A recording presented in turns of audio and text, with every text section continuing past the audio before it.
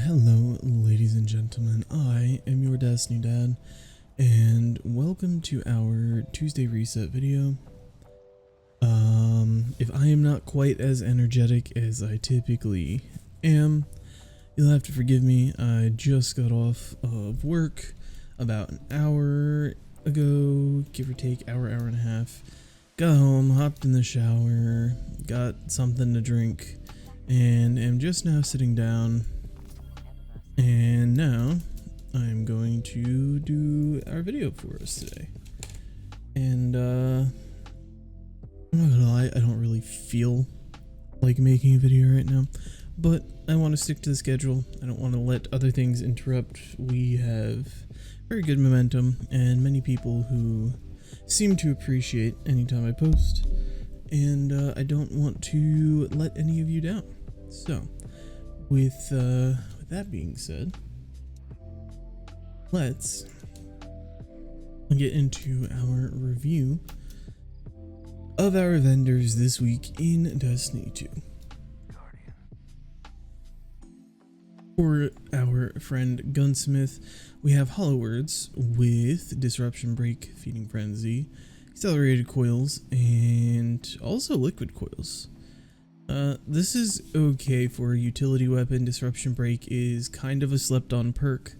I think there's other better perks in general, and I think most people, we've gotten to the point where even our special weapons are kind of, if it doesn't have a DPS perk, and like, you know, it was to a point where if the rocket launcher doesn't have impact casing and bait and switch and envious assassin, I don't want it. Which, you know, fair, you want your DPS weapon to be good, but people would run an ad clear special or something like that, and now it's gotten to the point where we have to have an ambitious and bait and switch on our specials too. So take Hollow Words with a grain of salt. 1, this is not anything crazy. 2, Feeding Frenzy has seen a few nerfs.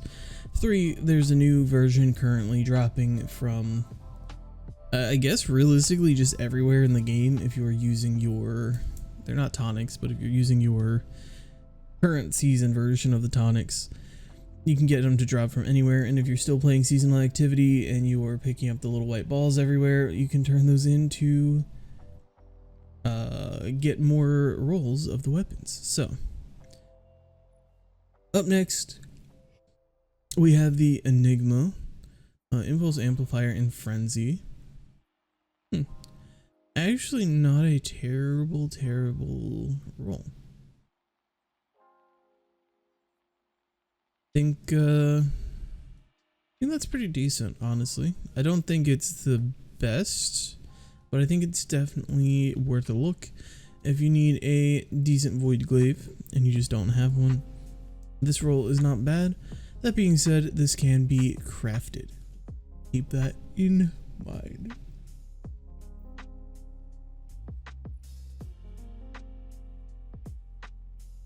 Up next we have the Taipan FR4. It does have triple tap, which is the best perk on this. This was kind of the linear fusion rifle to make linear fusion rifles meta. Realistically, I believe before this, the raid fusion rifle, I always forget the name of it, the solar one. I believe that one technically was out first. The Deliverance? No, that's the regular fusion rifle. Cataclysmic. Why could I not remember that? But this one really amped it up with triple tap and other stuff. They might have come out around the same.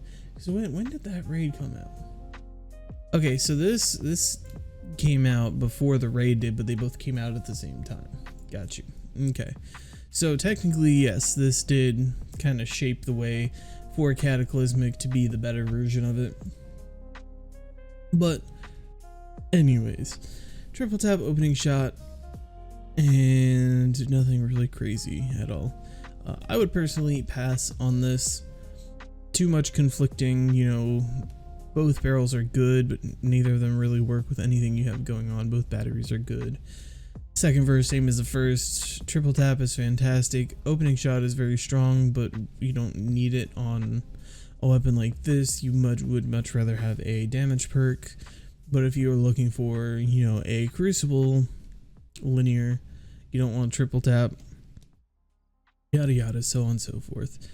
So I believe this is a skip, but it can be crafted. So if you have your resonance, using that will get you a pretty decent linear fusion rifle. Up next we have the Marcato 45, another very slept on world drop weapon in my opinion.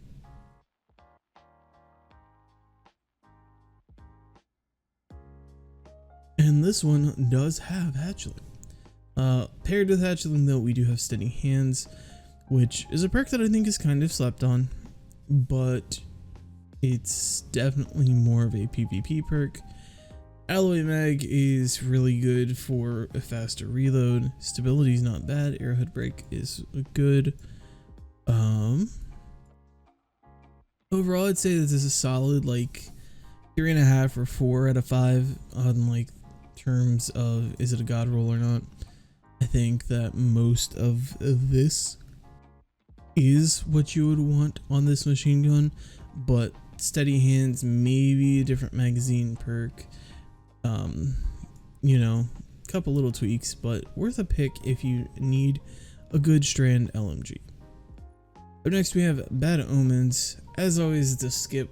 As fun as this rocket launcher is, it has not been good since Forsaken, and its perk pool and inability to roll impact casing and a bunch of other things, I believe that this is just a skip no matter what. And last but not least, we have the Path of Least Resistance. Very, very good roll. Wow. That's like super good. If you don't have a good trace rifle, just come by this one. It can be crafted if you have resonance or if you want to run the Seraph mission, either of those works. But this is one of the better ones. I would say that if you get it with the intentions of crafting it, that basically this is what you're going to want. You could go fluted with tack and range, stats for all, and then just volt shot instead of one for all. In my opinion, one for all is nice, but I think volt shot is a little bit better. And with that being said, let's go see what our friend Ada has for us this week.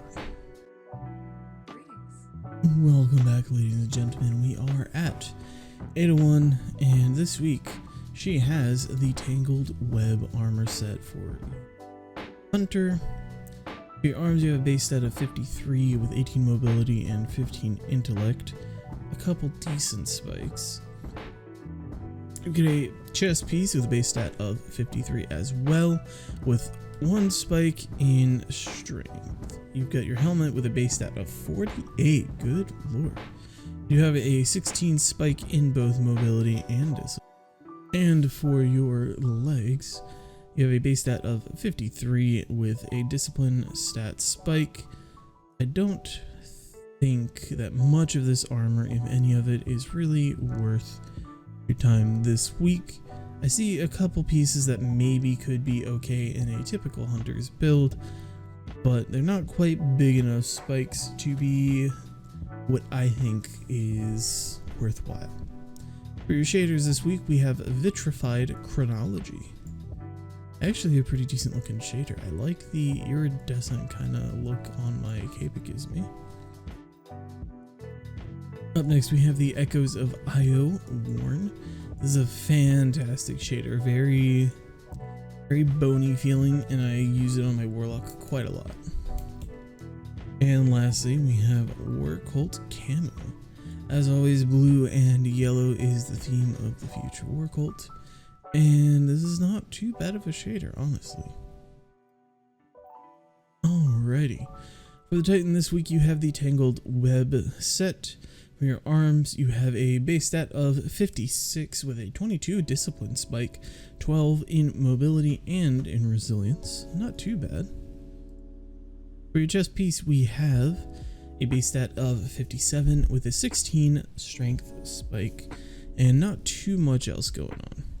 For your helmet, we have a base stat of 48 with 18 recov, 10 intellect, and 10 strength. That is actually a really decent helmet.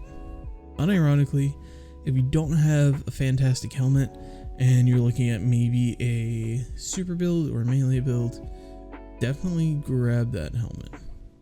And lastly, we have another what seems to be a really good piece of armor in spike wise. We have the Tangled Web Greaves with a base stat of 55.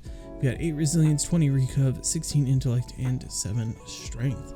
Looks like the Titans might be the best class this week at 801. And for the wonderful Warlocks, we have the Tangled Web set as well.